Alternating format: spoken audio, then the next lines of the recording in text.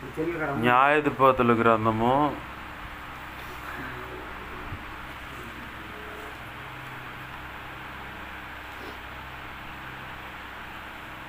న్యాయాధిపతుల గ్రంథము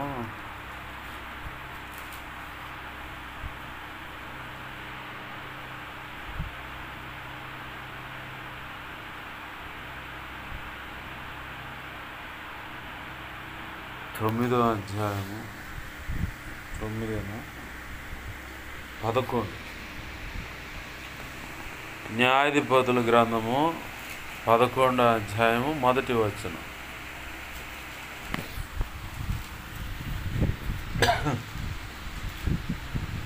నేను చదువుతున్నాను, గమనించండి. గిలాదు వాడైన యోప్త పరాక్రమము గల బలాఢ్యుడు, అతడు వేశ్య కుమారుడు.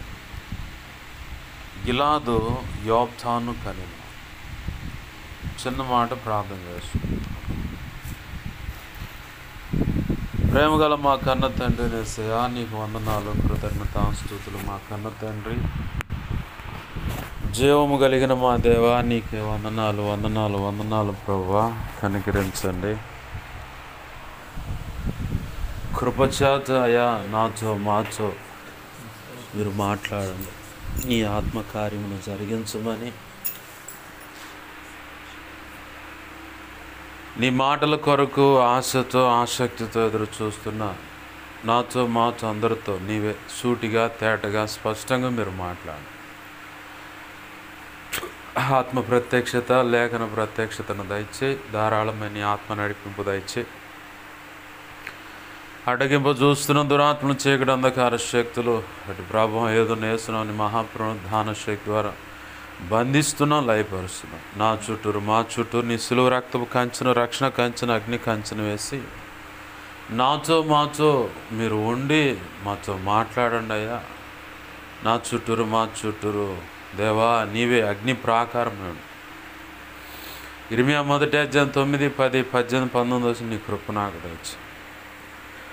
మా అందరితో నువ్వు మాట్లాడమని నువ్వు ఇచ్చిన లేఖన భాగాన్ని బట్టి కృతజ్ఞతాస్తుతులు చెల్లిస్తూ, ఎవరెవరికి ఏ మాటలు అవసరమైనయో ఆ నీ శ్రేష్టమైన మాటలు అనుగ్రహించి నీ కృపలో వర్ధల చేయమని, నీ చిత్తము మేము తేటగా తెలియపరచబడటానికి, మేము తెలుసుకోవటానికి సహాయం చేయమని, కృప ద్వారా దిన ప్రయాణాలంతట్లో తోడే ఉండి క్షేమాన్ని ఇచ్చినందుకు కృతజ్ఞతాస్తుతులు.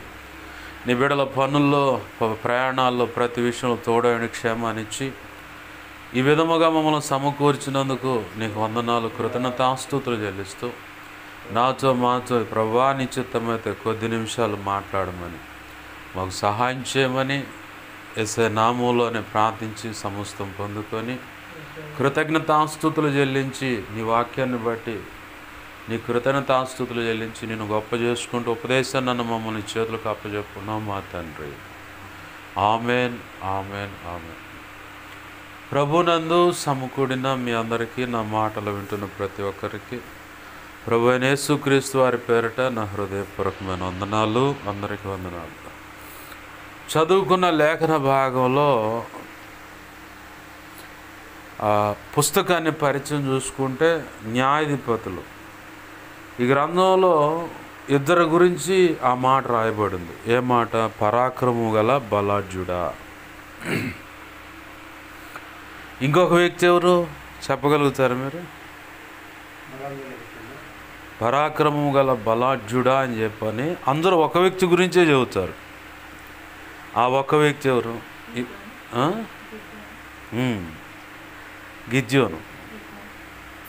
గోధుమలు దొళ్ళగొట్టుకుంటా గానుగుల సాటును కూర్చొని గోధుమలు దొళ్ళగొట్టుకుంటుంటే రాల్చుతూ ఉన్నాడు జాగ్రత్తగా. దేవదూత వచ్చి అంటాడు, పరాక్రమము గల బలాఢ్యుడా, యెహోవా నీకు తోడై ఉన్నాడు. వెత్తలపాటిని చూసుకుంటున్నాడు, ఎవరు నాకు తోడుంటే ఈగైతే ఎందుకు మాకని. అంటే ఆ మాట ఆ న్యాయాధిపతుల గ్రంథంలో, అంటే బైబిల్లో ప్రభు కృపను బట్టి ఆ ఇద్దరే అనుకుంటున్నాను నేను. ఒకవేళ ఇంకెవరైనా ఉంటే ఉండొచ్చు, చూద్దాం. దేవునికి మహిమ. హల్లెలూయా. ఇద్దరిలో ఎక్కువ పరిచయం చేసేది, క్రైస్తవ ప్రపంచం ఎక్కువ పరిచయం చేసేది ఎవరినంటే గిద్యోన్నే. గిజ్జోన్ని. యోఫ్తాన్ని తక్కువగా పరిచయం చేస్తారు. యోఫ్తాన్ ఎవరు? ఒక వేశ్యకు పుట్టినవాడు. ఆ కింద వచనంలో రాస్తున్న మాట ఏంటంటే, తండ్రి ఒకడే తల్లులు వేరు. అయితే ఇక్కడేమో సాంప్రదాయబద్ధంగా పెళ్లి చేసుకొని పిల్లలు కన్న సంతానం ఉంది. మరి వేశ్య కుమారుడని బైబిలే సాక్ష్యం ఇస్తుంది. ఆ కింద వచ్చిన వాళ్ళు అంటారు, తోడబుట్టినోళ్ళే కదా, మా నాన్న దాంపత్య జీవితాన్ని బట్టి తల్లులు వేరైన తండ్రి ఒకడే కాబట్టి వీళ్ళు నా వాళ్ళు అనుకొని యోప్తా వాళ్ళ దగ్గరకు పోతే పరిచయం చేసుకుందాం, కలగలుపుకుందాం అని చెప్పి అడగపోతే, ఆగురా, ఎవరి మీది, నువ్వు ఒక అన్య స్త్రీకి పుట్టినోడివి. మా నాన్న మోజు పడితే, డైరెక్ట్గా పచ్చిగా చెప్పాలంటే, మా నాన్న మోజు పడితే ఇష్టపడి మీ అమ్మ దగ్గరికి వెళ్తే మీరు పుట్టారు. ఇట్లా అంటారు లోకంలో, డైరెక్ట్గా ఇంతే అంటారు.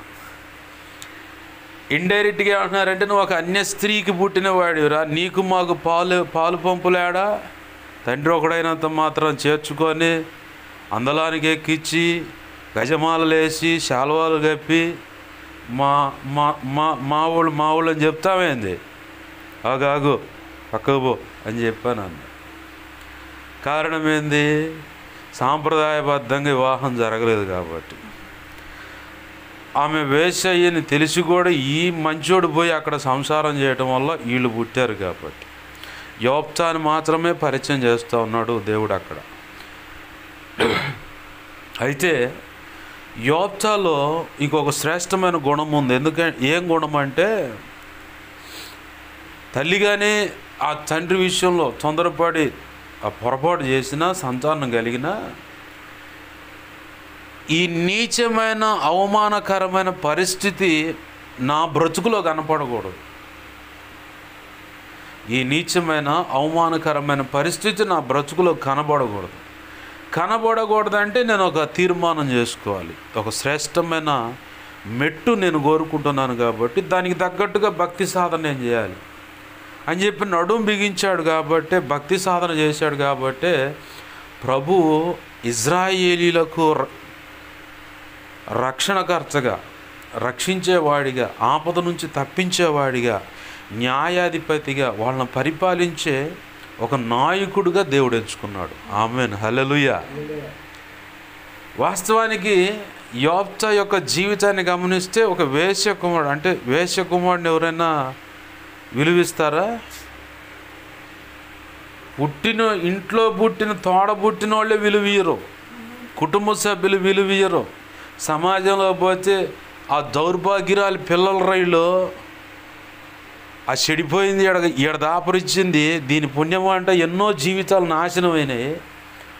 వీళ్ళు పోయారను, అది పోయింది అనుకుంటే, దాని పేడ వదిలిపోయింది అనుకుంటే, ఏదో కాస్త గమ్ముగా ఉంటుంది అనుకుంటే, దాని గుణగణాలు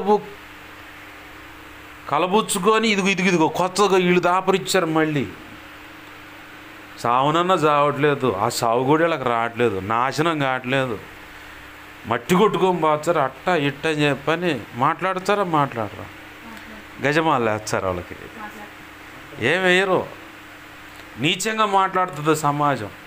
ఆ తల్లి చరిత్ర తెలిసిన వాళ్ళు కానీ, ఆ తల్లి ఆమె ఎవరితో అయితే సహజీవనం చేసిందో ఆ వ్యక్తుల మధ్య జరిగిన సందర్భాలు అన్నీ తెలిసిన వాళ్ళు ఏం చేస్తారంటే ఇంతకంటే నీచంగా మాట్లాడతారు. ఎందుకంటే వాక్య ఉపదేశంలో ఉన్నాం కాబట్టి ఇంతకంటే దాటలేం. ఇంతకంటే దాటినా కానీ ఏంది పాస్ గారు ఇంత నీచంగా మాట్లాడుతుండో లేఖన గాంతిలో అని చెప్పని అట్లా అనుకుంటారు. ఇంకా నీచమైన మాటలు మాట్లాడతారు, ఎంతో లోతైన గాయాలు అవుతూ ఉంటాయి ఆ బిడ్డలకు. అటువంటి తృణీకారాల మధ్యలో యోప్తా భక్తి సాధన చేశాడు. భక్తి అది విచిత్రం. యోప్తాకి తన తల్లి ఫలానా అని ముద్ర వేసింది, బైబిల్ కూడా అదే సాక్ష్యం ఇచ్చింది. ఆ తండ్రి తరఫు బంధువులు కూడా మీరు ఫలానా అని చెప్పని ముద్ర వేసి అట్లనే మాట్లాడుతున్నారు. కానీ ఎన్నో లోతైన భయంకరమైన గాయాలు హృదయానికి అవుతున్నా ఎన్నో లోతైన భయంకరమైన గాయాలు హృదయానికి అవుతున్నా వాటన్నిటిని తీసుకుపోయి దేవుని సన్నిధిలోనే గుమ్మరిస్తున్నాడు. కానీ ఎందుకురా నేనేం చేశాను, మీకు ఏం అన్యాయం చేశానని చెప్పని ఇంత నీచంగా మాట్లాడుతున్నారు, మీరు అంతా ఒకటి కాదని చెప్పని ఎక్కడ కూడా నోరు తెరిచినట్లేదు. కానీ తన భక్తి సాధన మొత్తం ఎంత వేదన అనుభవిస్తున్నాడో అంత తీవ్రంగా దేవుని పాదాలు పట్టుకున్నాడు. అర్థమవుతుందా? మనం ఇక్కడ నేర్చుకోవాల్సిన పాఠం అన్నమాట. ఈ చుట్టూ ఎంతోమంది ఎన్నో రాళ్ళు వేయని, రాయి తగిలే కొద్దీ నువ్వు రేగాల. గాయం అవుతున్న కొద్దీ నీలో పరిశుద్ధాత్మ అగ్ని, ఆ మంట పుడతా ఉండాల, అది సెగ రేగుతూ ఉండాలి తప్ప వాళ్ళు నాకు ఆ మాట అన్నారు, నన్ను ఈ మాట అన్నారు, నువ్వు అజాకిది, హల్లెలూయా, అజాకిది అజాకిది సరిగా కూర్చో, ఏంది నన్ను వాళ్ళు ఆ మాట అన్నారు, ఈ మాట అన్నారు, ఇంకెందుకు నేను బతకడం అని చెప్పని ఇట్ట సీది గందరగోళమై చివరికి మన జీవితాన్ని మనమే చింపి పారేసుకుంటాం తప్ప రెండోది ఏముండదు. నీకు గాయం తగులుతున్న కొద్దీ, శ్రమ ఇరుకు తగులుతున్న కొద్దీ నువ్వు రేగాల, నీకు నువ్వే రేగాల. యోబు జీవితం అదే మనకు ఆదర్శం. తన తల్లిని బట్టి ఈ పిల్లల్ని ఒకవేళ తనతో పాటు తోడబుట్టిన వాళ్ళు ఒకవేళ ఉంటే ఉండొచ్చేమో, మెయిన్గా ఇతను ఉన్నాడు కాబట్టి ఇతనే డైరెక్ట్గా ఆ మాట ఎదుర్కొంటున్నాడు కాబట్టి ఎన్నో నీచమైన మాటలు మాట్లాడి ఉండొచ్చు, ఎన్నో తృణీకారాలు, ఎంతో వ్యతిరేకత పక్కన పెట్టినటువంటి పరిస్థితులు. అయినా సరే జీవితం మారింది అనుకున్నప్పుడు, భక్తి సాధన చేస్తున్నప్పుడు కూడా ఎన్నో రకాల మాటలు పడే ఉండొచ్చు. అయినా సరే వాటన్నిటిని ఇదిలిచ్చి గాయమవుతున్న కొద్దీ, నింద పడుతున్న కొద్దీ అతను రేగాడు, యెహోవా పాదాలు పట్టుకున్నాడు. అంటే నీకు నాకు అర్థం కావాలంటే యేసయ్య పాదాలు గట్టిగా పట్టుకున్నాడు కాబట్టి ఆయన గురించి ఏముంటుందంటే పరాక్రమము గల బలాఢ్యుడా. గిద్యోను అంటూ సహజం, అది మామూలే, ఎందుకంటే అతను ఇజ్రాయేలీయుడు. అతను పిరికితనంతో గోధుమలు దొల్లగొట్టుకుంటున్నాడంటే అతని దగ్గరకు దేవుడు వచ్చి మాట్లాడుతూ సాధారణంగా ఉంటుంది, భయాన్ని బట్టి అలా చేస్తున్నాడని. ఏంది అయితే ఇక్కడ యోబ్తాన్ అనే విషయంలో యోబ్తాన్ నా దేవుడు ఆ మాట పరాక్రము గల బలాఢ్యుడా, ఆ మాట అనగానే ఇప్పుడు మనకి ఎలా అనుకోవాలి, మనం అనుకోవచ్చు వేశ్య కుమారుడు కదా ఇతను పరాక్రము గల బలాఢ్యుడు ఎలా అయ్యాడని చెప్పారు. హృదయానికి ఎంత లోతైన గాయాలు అయితే అంతగా రేగాడు కాబట్టి దేవుడు పట్టుకున్నాడు. ఓ సమయం వచ్చింది, నా మాటల మీద హలో శ్రద్ధ నిలుపు, గట్టిగా 10 నిమిషాలు, ఎక్కువ సమయం కూడా తీసుకోను, ఏంది శ్రద్ధ నిలుపు. ఆ మాట అన్న తర్వాత కింద వచనాలు చూస్తే తన తండ్రికి పుట్టిన పిల్లలు, అంటే మొదటి సంబంధించిన వాళ్ళు మాట్లాడుతున్నారు, నువ్వు ఒక అన్య స్త్రీకి పుట్టినోడు, నువ్వు మాకు బంధువులు ఎట్టవచ్చు, మా నాన్న అయితే కావచ్చు మీకు నాన్న, మీరు మాకు ఏం లేవు. ఇప్పుడు చీపురు కట్టి ఆడ పెడతారు, ఇల్లంతా తుడిచి మూలనే పెడతారు, ఏంది కాళ్ళ కాడ వేసుకునేది పట్టాడేస్తారు, వాకిటి ముందేస్తారు, దుమ్ము పడితే జులుపుతారు, తెచ్చి ఆడేస్తారు. ఇప్పుడు అంట్లు కడుగుతున్నారు, ఇప్పుడు వంటకాడ మసిగుడ్డ ఆడుతారు, మళ్ళీ తెచ్చి ఒంటి మీద వేసుకొని తిరుగుతారా, దాన్ని ఆడేస్తారు. అట్లనే కుక్కను పెంచుకుంటామండి, ముద్దుగా వస్తే ముద్దు ఆడుతాము, మంచం మీద కూర్చోబెడతాం, లేదంటే మా పక్కన కూర్చోబెడతాం, మంచిగా అది పలావ్ తింటాను పలావ్ పెడతాం, అంత మటుకే. తెచ్చి ఇంట్లో నేను దాన్ని ఏం పెట్టుకోం, దాన్ని ఆడే కట్టేస్తాం. మీ పరిస్థితి కూడా అంతే.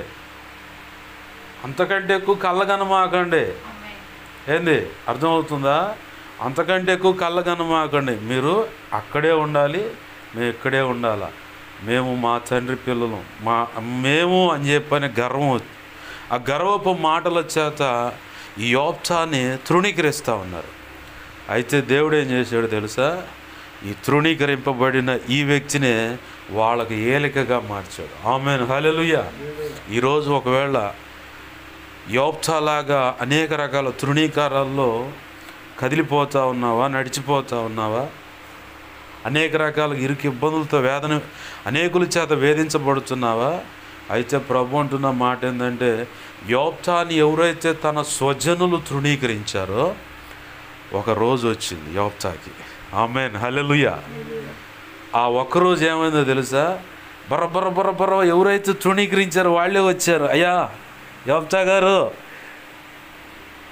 ఈయనకు బెత్తరపోయి ఆలోచిస్తూ ఉండవు. వీళ్ళేందిరా, మొన్నేమో అడిగితే ఎవర్రా నువ్వు, మీ అమ్మ అట్లా, మా నాన్న ఇష్టపడితే ఎట్టయింది అట్టయింది అన్నారు, మీకు మాకు సంబంధం లేదన్నారు, ఇప్పుడు ఏంది యోబ్తా గారు అంటున్నారు. అంటే దేవుడు వాళ్ళకి బుద్ధి వచ్చేలా చేశాడు. దేవుడు వాళ్ళకి బుద్ధి వచ్చేలా చేశాడు. శత్రువులు వచ్చి వాళ్ళ మీద పడుతున్నారు, దోచుకొని వెళ్ళిపోతున్నారు. రక్షించగల సమర్థుడు లేడు. అంటే అంత గుండె ధైర్యము దేవుడు తోడే ఉన్న వ్యక్తి వాళ్ళకు లేరు. వెతుక్కున్నారు, పరీక్షించుకున్నారు, ఎన్నో ప్రయత్నాలు చేశారు, వల్లగా అలా చివరికి ఎవరు లేదంటే, మనకి ఎవరు లేదురా, పలానోడే దిక్కు. నీ విషయంలో అయినా సరే, అరే మన అమ్మాయి ఉందిగా, ఆ అమ్మాయిరా మనకు దిక్కు. ఈ సమస్య నుంచి ఒడ్డున పడాలంటే, ఈ పరిస్థితులు చక్కబడాలంటే, ఇదిగో ఆ అమ్మాయిరా, అరే ఇదిగో వాడేరా, వాడు కావాల్సిందే, లేకపోతే వల్ల కాదబ్బాయి అనే పరిస్థితిని నా దేవుడు నీ జీవితంలో తెస్తాడు. వింటున్నావా? ఏం చెప్పా? దేవుడు పరిస్థితి అతడా. దేవుడు పరిస్థితి ఏం తేడు, పరీక్షలు ఏం పెడతాడు. నిన్ను ఎవరైతే తృణీకరిస్తున్నారో, ఎంత వాడు అది ఇది అని చెప్పి అన్నారో, ఒకరోజు నీకుంది. యోబ్తాని తృణీకరించి పక్కకు నెట్టేసిన వాళ్ళే మళ్ళీ పరిగెత్తుకుంటూ ఆయన దగ్గరికి వచ్చేలాగా దేవుడు చేశాడు. అయ్యా మాకు రక్షణకర్తగా నువ్వు ఉండు, మాకు న్యాయాధిపతిగా నువ్వు ఉండు, మమ్మల్ని పరిపాలించేవాడిగా నువ్వు ఉండు. ఇదిగో పలానా వాళ్ళు శత్రువులుగా మా మీదకి వచ్చారు, వాళ్ళతో నువ్వు మాత్రమే పోరాడగలవు. ఆమేన్, హల్లెలూయా. నీ ఎదుట నీ కుటుంబీకులే కావచ్చు, భర్త తరపు భార్య తరపు కావచ్చు, లేదా నీ భార్య తరపు, లేదా నీ తల్లి తరపు, ఇంకెవరైనా కుటుంబ సభ్యులు కావచ్చు. ఇన్కేస్ ఈ మాటలు వింటున్న ఎవరైనా సరే, ఎవరైనా చుట్టుపక్కల ఉన్న వాళ్ళైనా సరే నిన్ను తృణీకరించవచ్చు, ఎంత అది ఇది అని చెప్పని. కానీ ఒకరోజు మాత్రం, అమ్మా నువ్వు ప్రార్థన చేస్తే నాకు పరిష్కారం దొరుకుతుంది, అన్నా నువ్వు ఉంటేనే, లేకపోతే మా వల్ల కాదయ్యా, మేము ఈ సమస్యల నుంచి బయటపడలేము, మా బ్రతుకులు మేము కట్టుకోవాలంటే నువ్వు కావాలి, నువ్వు ప్రార్థన చేస్తే మాకు గొప్ప కార్యం జరుగుతుంది.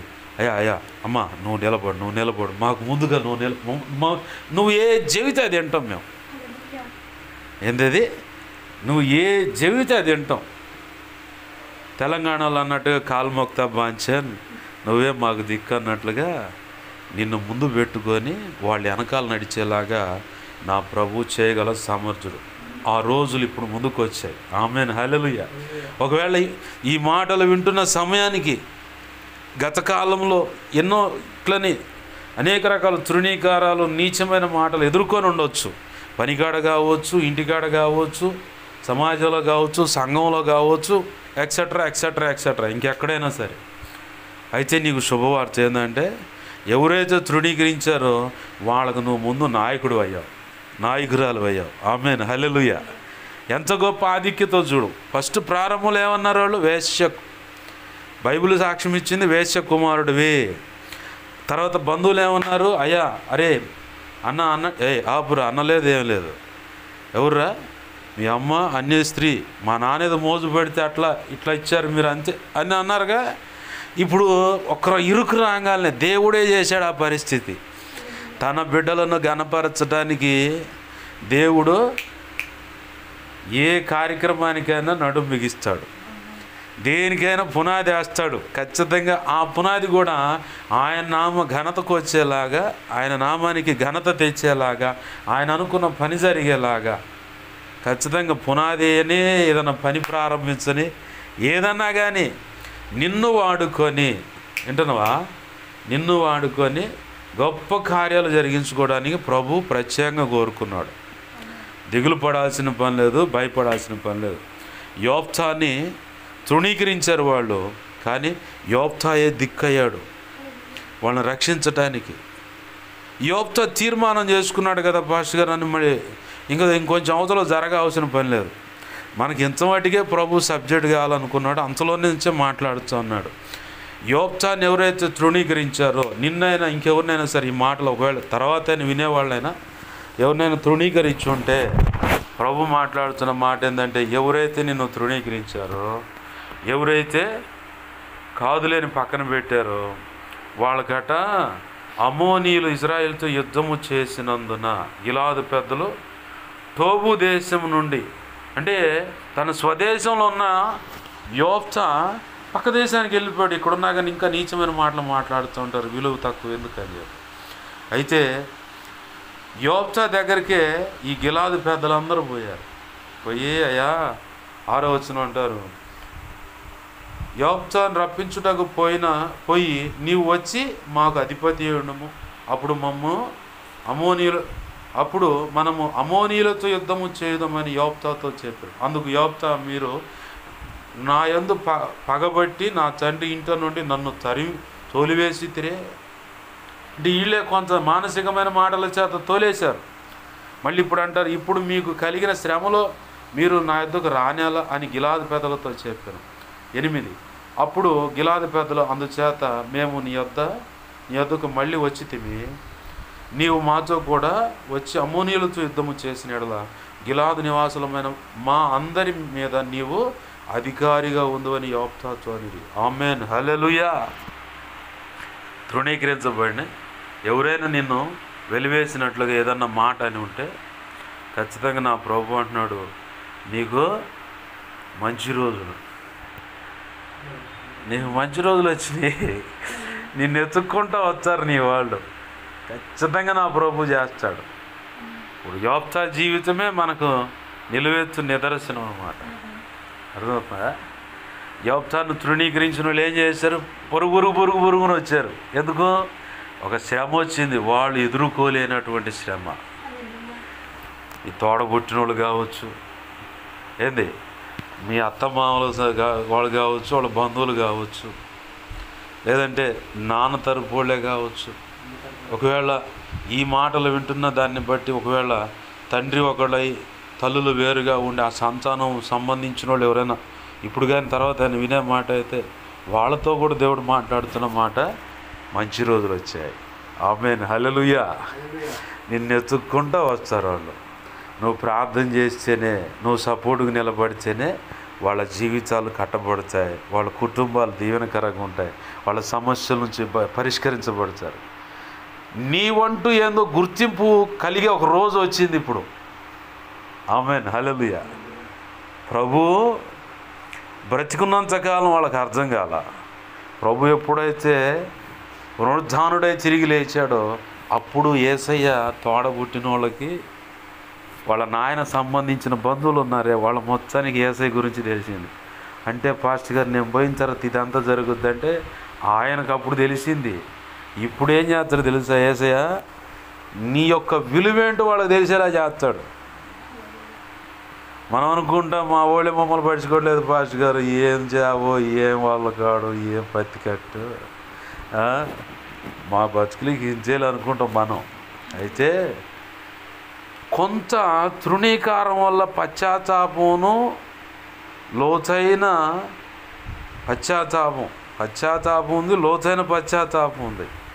అలాగనే దీన మనస్సు, తగ్గింపు జీవితం, ఓర్పు, పట్టుదల, నిరీక్షణ, విశ్వాసము, ఎడతెగక ప్రార్థన, విజ్ఞాపన, వాక్య ధ్యానము, పరిశుద్ధాత్మ సహవాసము. ఈ రావాలంటే కొంచెం మరి అప్పుడు దాకా పూసుకొని రాసుకున్న వాళ్ళు కాస్త ఎడమైతేనే, ఏంది ప్రభువా నేనేం చేశానని వాళ్ళు ఎందుకు అన్నట్టు పెట్టారు అనే మాట వచ్చుద్ది. కానీ వాళ్ళ పక్క తిరిగితే వచ్చుద్ది ఆ మాట. ఎడమైనప్పుడు పెడ మాటలు మన చెవిన పడ్డప్పుడు, హృదయానికి బాగా లోతైన గాయమైనప్పుడే నిజమైన పశ్చాత్తాపం మనలోకి వస్తుంది. అదే దైవ చిత్తానుసారమైన దుఃఖము, రక్షణార్థమైన మారు మనసు. ఈ రావాలంటే మరి వాళ్ళు కొంచెం ఎడమవ్వాలా. ఎడమైన దాన్ని బట్టి నిన్ను చులకన చూసినా వాళ్ళకి పడాల్సిన దరుబడి లైన్లోకి తెచ్చుకోండి. నీ యొక్క విలువేంటో కొన్ని కార్యక్రమాలు చేసి దేవుడు తన నామాన్ని మహిమపరుచుకుంటాడు. చిన్న ఎగ్జాంపుల్ చెప్పి నా మాటలు ముగిస్తా.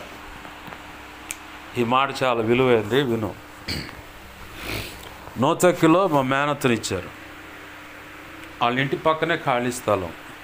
దాంట్లో మరి వాళ్ళకి ఏ స్థలాలు గొడవలు ఉన్నాయో చాతబడికి సంబంధించిన ఆ ముద్దలు అయ్యో తెచ్చి ఆడబెట్టి చేస్తున్నారు. వాటి యొక్క ప్రభావం తాకిడి మా మేనత్తకు తగిలి నిద్ర లేదేమీ లేదు, ఇట్లా కళ్ళు తీసి శాంతి నిద్రపోతుంది. 3 రోజులు అయింది. కొడుకు కూతురు వచ్చి నువ్వు ఇక్కడ కాదులే, నువ్వేదో బాగోలేదు కాబట్టి ఎన్ఆర్ఐ హాస్పిటల్ పోదారా అని చెప్పి తీసుకుపోయారు. అంటే స్థాన భ్రంశం అంటారు, తప్పించారు అక్కడి నుంచి. తర్వాత చెప్పేది చాలా విలువైంది. నీ యొక్క విలువేంటో నీ వాళ్ళకి తెలియాలంటే ఇది విను, నీకు అర్థమైంది. వెళ్ళిపోయి హాస్పిటల్ చేర్చారు. అయినా ఇంత కళ్ళు తెరిచి చూస్తుంది, డాక్టర్కి ఏం అర్థం కావట్లా. అక్కడ స్థానికంగా లూథరన్ సంఘ కాపురే చాలా మంచి ఆత్మీయుడు వచ్చాడు ఆ రోజుల్లో. అంటే మారుస్తూ ఉంటారు కాబట్టి అందుకే ఆ రోజుల్లో అన్న. ఆయన నుండి వీళ్ళు మా మేనమ్మ వాళ్ళు సంఘ పెద్దలు చాలా అందరితో కలివిడిగా ఉంటారని వచ్చి బుడ్డమ్మ అని చెప్పని వస్తూ ఉంటారు. వచ్చి మాట్లాడితే ఆయన ప్రార్థన చేసి ఓ మాట అంటారు, ఇంకా 3 రోజులు నువ్వు చచ్చిపోతావు, నిన్ను అక్కడి నుంచి తప్పించకపోతే. అయితే నీ కొడుకు కూతురు వచ్చి నిన్ను ఎక్కడి నుంచి తప్పించి హాస్పిటల్లో చేర్చడం ఒక మేలు అయితే, ఇదిగో ఈ మూలగా నీ మేనల్లుడు నీ చుట్టూరు, నీ భర్త బిడ్డల చుట్టూరు, ఇంటి చుట్టూరు కలిగిన సమస్తం చుట్టూరు, పాడి పంట అంతటి చుట్టూరు ప్రార్థనా ప్రాకారం వేస్తుండు. అతను ప్రార్థనా ప్రాకారాన్ని బట్టి నువ్వు ఇప్పుడు బతికేవాడు. ఆ మాట చెప్పి ప్రార్థన చేసి వెళ్ళిపోయాడు. దురాత్మ మా మేనమ్మ ఇక్కడ దాకా జులపాలు వేసుకున్నట్టుగుండి బైబిల్ అటు పెట్టుంది ఆ తలగడ్డ దగ్గర. అంటే దర్శనం అంట, కళ్ళు తెరిచి చూస్తుంటే పిక్చర్ కనపడుతుంది ఆమెకి. కాళ్ళు 2 బైబిల్కి వెళ్ళి పెట్టి అంటానంట. ఏంది అంటావు అని చెప్పని అంతే కాలుతో దన్నిందంట. తనంగానే ఆ దురాత్మ అటు పోయి పడ్డది. ఆ తర్వాత నేనే డాక్టర్ లాగా కోట్ వేసుకొని వచ్చి కూర్చొని ఏమైంది ఏందని చెప్పని మొత్తం లెక్కలు రాసుకొని అన్నీ రిపోర్ట్ అంతా రాసుకొని అంతా లెక్కలన్నీ సెటిల్ అయిపోయినాయిలే, ఏం కాదు నీకేం కాదులే ఉండు అని చెప్పి నేను పక్కకి వెళ్ళిపోయానంట. ఆ తర్వాత కళ్ళు మొదలు పడి ప్రశాంతంగా నిద్రపోయిందంట. ఏంది ఆమె ట్రీట్మెంట్ పొందుతూనే ఉంది. ఎవడైతే ఆ స్థలంలో పెట్టిండో ఆ ఇంట్లో ఉన్న పెద్దావిడ ఎగిరిపోయింది, స్పాట్ డెడ్ అయిపోయింది. ఆ కీడు అడ్డుకొట్టేసింది ఏమా నుంచి తప్పించబడటం వల్ల. ఏంది ఈ సంగతి నాకు తెలియదు, అటు ప్రభావం ఎట తగులుతుంది సంగతి అని. నేను ఏడుండి ప్రార్థన చేస్తున్నాక నషాపేటలోనే ఉన్నా. వాళ్ళకి ఆ సంగతి ఏమైందో నాకు తెలియదు అసలు. అంత అయిపోయి రికవర్ ఇంటికి వచ్చిన తర్వాత ఈ సంగతి చెప్పారు. అప్పుడు తెలిసింది నా విలువ. అప్పుడు దాకా తెలియ ఎంత అని. ఈ టైపులోనే ఉంది. ఎప్పుడైతే ఆ కార్యం దేవుడు నా విషయంలో వాళ్ళ దగ్గర జరిగించాడో ఇక అప్పుడు మొదలుపెట్టారు వాళ్ళు, అయ్యా మా సంగతి అని చెప్పు, ప్రార్థన చేయ మా కోసం. మా నాయనమ్మని ఎన్ఆర్ఐ హాస్పిటల్లో చేరితే వింటున్నావా, నేను వాళ్ళేమో స్త్రీల వార్డులో ఉంటారు, నేనే బయట కాంపౌండ్లో అటు ఇటు తిరగటానికి ఉంటుందిగా ఫ్లోర్స్, అక్కడ చిన్న దుప్పట వేసుకొని మోకాళ్ళ మీద నా యథా అలవాటు ఆడ కూడా మోకాళ్ళు వేసుకొని ప్రార్థన చేస్తా ఉన్నా. మా మేనత్తోళ్ళ దగ్గరకు పోయి మా కోసం కూడా ప్రార్థన చేయండి అమ్మా పాశ్రమ గారు అన్నారంట. ఎరా నువ్వు ఆడ ప్రార్థన చేస్తుంటే వీళ్ళు మమ్మల్ని వదిలిపెడతలేరు, వీళ్ళు కూడా మా కోసం ప్రార్థన మమ్మల్ని ప్రార్థన చేయమంటున్నారా. మరి నేను చేయమంటే నా అలవాటు అది, నా అలవాటు. ఇప్పుడు వాళ్ళకి తలనొప్పి అయిపోయింది అనమాట. నిన్న హాస్పిటల్లో మా చెల్లుంటే ఆడ పక్కన ఉన్న వాళ్ళు మమ్మలేదు, అయ్యా వీళ్ళకి ప్రార్థన చేయి, వీళ్ళకి ప్రార్థన చేయాలి. యాడికి పోయిన వీళ్ళు వదిలిపెడతలేదు ప్రభు అనుకొని మొత్తానికి ప్రార్థన చేసి ఇక అమ్మని తీసుకొని వచ్చానమాట. నీ విలువ తెలిసి ఒక రోజు వచ్చింది, రాలేదనుముకో అయ్యా ఇంక అయిపోయింది వాక్యం. మోకాళ్ళ మీద నిలబడు, ప్రార్థన చేసుకున్నాం, దేవుణ్ణి అడుగుతాం. ప్రభు అంటున్నాడు నీ గురించి నీ యొక్క విలువేంటో నీ వారికి అందరికీ దేవుడు తెలియజేశాడు. ఏంది, నీవు లేకపోతే ఆ కుటుంబం నడవదు, నీవు లేకపోతే ఆ జీవితం కట్టబడదు, నీవు లేకపోతే నువ్వు ప్రార్థన చేయకపోతే ఆ వ్యాపారమైనా, ఆ చదువైనా, ఎక్సెట్రా ఎక్సెట్రా ఏదైనా సరే నీ యొక్క విలువేంటో నీ వారందరికీ దేవుడు తెలిసేలా చేశాడు. అర్థమవుతుందా? దేవుని పాదాలు పెట్టుకో. దేవా, ఎంతగా నన్ను ప్రేమించావా. యోబ్చాను వల్లే నేను ఎన్నో నిందలు, అవమానాలు ఎదుర్కొని ఉండొచ్చు, కానీ నీకు మేలైన రోజు, నీ యొక్క విలువేంటో నీ వాళ్ళందరికీ, నీ చుట్టూ ఉన్న వాళ్ళందరికీ తెలిసే ఆశీర్వాదకరమైన గడియ ఇప్పుడు వచ్చింది. అలాగున ప్రభువు నిన్ను చేశాడు, చేయబోతున్నాడు కాదు, చేశాడు ఆయన. నువ్వు నిలబడితే చాలు. వాళ్ళు అడుగుతున్నారు, అయ్యా నువ్వు రా, అమోనీయులు వచ్చారు మమ్మల్ని యుద్ధం చేయడానికి, మా వల్ల కాదు, శక్తి చాలదు అంటే. అమోనీయులు అంటే కఠినమైన సమస్య, అది ఇరుకో ఇబ్బందో ఏదైనా సరే నువ్వు వచ్చి నువ్వు పోరాడయ్యా, నువ్వు నిలబడయ్యా, మాకు ముందుగా నాయకుడివై నువ్వు నిలబడయ్యా చాలు, నీ వెనకాల మేము నిలబడతాను. ప్రార్థన చేసే విషయంలో, పరిచర్య విషయంలో, కుటుంబ విషయంలో, ఇంకొకళ్ళ జీవితం కట్టే విషయంలో, ఏ విషయంలో సరే నిన్ను ముందుగా పెడుతున్నాడు, నీ వెనకాల వాళ్ళని పెడుతూ ఉన్నాడు ప్రభు. యోబ్తాకి ఇచ్చినటువంటి ఆధిక్యత నీకు ఇస్తున్నాడు ఈరోజు. ఇచ్చాడు ఆయన. దేవా, ఇంత గొప్ప ఆశీర్వాదం నాకు ఈరోజు ఇచ్చావు, నీకు వందనాలు, కృతజ్ఞతాస్తుతులు అంటూ ప్రార్థించాడు. ప్రార్థన. ప్రేమగల మా కన్న తండ్రి యేసయ్యా, నీకు వందనాలు, కృతజ్ఞతాస్తుతులు. మా కన్న తండ్రి, మీరు అందించిన సందేశాన్ని బట్టి నీకు స్తోత్రాలు. ఈ మాటలు మా హృదయాల్లో పదిలపరచండి. నీ వాక్యాన్ని హెచ్చించుకుంటున్నాం, నీ నామాన్ని గనపరుచుకుంటున్నాం మా ప్రభువా. కలలో, నిద్రలో, దర్శన, స్వప్నాలు చూపించబడ్డ సమస్త చీకటి శోధనుడి ప్రభావాన్ని మహాపునరుద్ధాన శక్తి ద్వారా బంధిస్తున్నాం, లయపరుస్తున్నాం.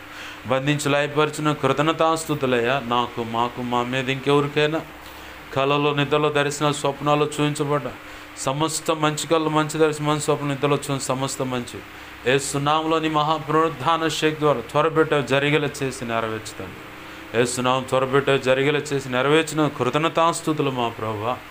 అల్పులము అయా, నిదిగో నీ కృప ద్వారా ఇలా సమకూడాం. ప్రతి బిడ్డను దీవించి ఆశీర్వదించండి. ప్రాంతంలో పరిచర్యను, సంఘ బిడ్డలను కూడా ఏ ఇంట్లో అడుగుపెట్టి ప్రార్థన చేయించారు అందరినీ కూడా నీ కృప హస్తాలకు అప్పచెబుతున్నాం. మరి ముఖ్యంగా సహకరిస్తున్న కుమార్తెను, బిడ్డలను, కడుపును పుట్టిన బిడ్డలను కూడా దేవా దీవిస్తూ ఆశీర్వదిస్తూ ఉన్నాను. బిడ్డలు రెక్కల కష్టార్జితాన్ని ఆశీర్వదించు, ఉద్యోగాలను ఆశీర్వదించు, అన్ని విధాల నీ కృప అనుగ్రహించు. దీర్ఘాయు, సంపూర్ణమైన ఆరోగ్యం దయచి చీకటి అంధకార శక్తుల బంధకాల నుంచి విడిపించినందుకు కృతజ్ఞతాస్తుతులు చెల్లిస్తున్నాం మా ప్రభువా. ఇదిగో తండ్రి, అల్పుడను నీ దీనదాసుని ప్రభువా, ఇదిగో ఉపవసించి ప్రార్థించమన్నావు అయ్యా. ఇదిగో ప్రారంభించే ఉపవాస దినాలు, నీ చిత్తమైన రోజులు సెలవిచ్చిన ప్రకారం నీవే మంచి ఆరోగ్యం ఇచ్చి దేవా, ఇదిగో తండ్రి, ఆయుష్ను పొడిగించి అయా, గ్యాస్ట్రిక్ ప్రాబ్లం ఏది లేకుండా నీ కృప ద్వారా నిలబెట్టి నువ్వు అనుకున్న రీతిగా ప్రార్థన జరిగించమని, నీ నామాన్ని ఘనపరుచుకోమని బతిమలాడుతూ నీ కృప హస్తాలకు సమస్తాన్ని అప్పచెప్పుకుంటూ అయా, పాట విషయంలో కూడా సహాయం చేయండి అయా. కావాల్సిన ఆర్థిక సహాయం చేయండి. ఆ వీడియో చేయించడం నీ చిత్తమైతే మాకు ధనం సహాయం చేయి. అన్ని విధాలు, అన్ని విషయాలు కృప అనుగ్రహించమని అయా. ఇదిగో ఈరోజు ఆ పాట విన్నాం ప్రభా, మ్యూజికల్గా చక్కని సంగీతాన్ని ప్రభా బిడ్డ సమకూర్చుండగా కొన్ని అయా సరిచేసేవని అవి కూడా సరి చేసుకోవడానికి కృపను దయచి నీ చిత్త ప్రకారము నీవు అనుకున్న సమయంలో, నీ చిత్తమైతే అయా వచ్చే వారంలో ప్రభా, లేదా నీ చిత్తమైన రోజున ప్రభా పాటను వీడియో రూపేణ దేవా యూట్యూబ్ ఛానల్లో అప్లోడ్ చేయడానికి కూడా మాకు సహాయం చేయి. కావలసిన సామర్థ్యమును, ధనమును మాకు దయచేయండి ప్రభా. అయా, నీ చిత్తంలో నీవు ఎవరిని ప్రేరేపిస్తావో, ఎవరి ద్వారా సహాయం అందిస్తావో అది నీ చిత్త ప్రకారం జరిగించమని, చెల్లెలను స్వస్థపరచు, ఆరోగ్యం దయచేయమని, ఈ కార్యమును జరిగించమని, నీవు అనుకున్న రీతిగా ఇక్కడ ప్రభు ఆరాధన జరిగించు, నీ చిత్తం నెరవేర్చమని యేసయ్య నామములోనే ప్రభు ప్రార్థించి సమస్తం పొందుకొని నిన్ను మహింపరుచుకుంటూ 2 తిమోతి 1:12 ప్రకారం నీ కృపాహస్తాలకు నన్ను, మమ్మల్ని అప్పచెప్పి నిన్ను గొప్ప చేసుకుంటున్నాం మా తండ్రి. ఆమేన్. ఇప్పుడు మన తండ్రి అయిన దేవుని ప్రేమయు, ఆయన ప్రియకుమారుడైన యేసుక్రీస్తు వారి కృపయు, పరిశుద్ధాత్మ దేవుని అన్యోన్య సహాయ సహవాసము సమకూడిన, అలాగనే ఇప్పుడున్న సంఘ బిడ్డలకు, సంఘ పరిచర్యకు, అలాగనే ఈ సమాజానికి, ప్రజలకును, సార్వత్రిక సంఘంలో ఉన్న సకల పరిశుద్ధులకును, ఇక ముందు ఏకీవించబోతున్న వారికి, ఏకీవించిన వారికి నిత్యత్వము చేరు పర్యంతరం సదాకాలము చూడండి. యోబ్తాకి ఇచ్చిన ఘనత మనందరికి కూడా అనుగ్రహించి ఆయన అనుకున్న పని మన ద్వారా జరిగించుకొనుగాక. ఆమేన్. యేసు రక్తమునకేచే, ప్రవేశు రక్తమునకేచే, ప్రవేశు నామమున సంపూర్ణమైన విజయం కలుగునుగాక. ఆమేన్. అపవాది వాడి దూతలు చీకటి అంధకార శక్తుల క్రియలు అవి ఎంత ప్రమాదకర మంత్ర ప్రయోగాలు వాటన్నిటికీ అనంతనాశనం సర్వనాశనం నిత్యనాశనం కలుగును గాక. ఆమేన్. యుద్ధము యెహోవాది, యేసు రక్తమునకే జయము జయము జయము. హల్లెలూయా హల్లెలూయా హల్లెలూయా. అందరికీ వందనాలు. ప్రభు యొక్క మహా ఉచిత కృప మనందరికీ తోడై ఉండి నడిపించును గాక. ఆమేన్ ఆమేన్ ఆమేన్.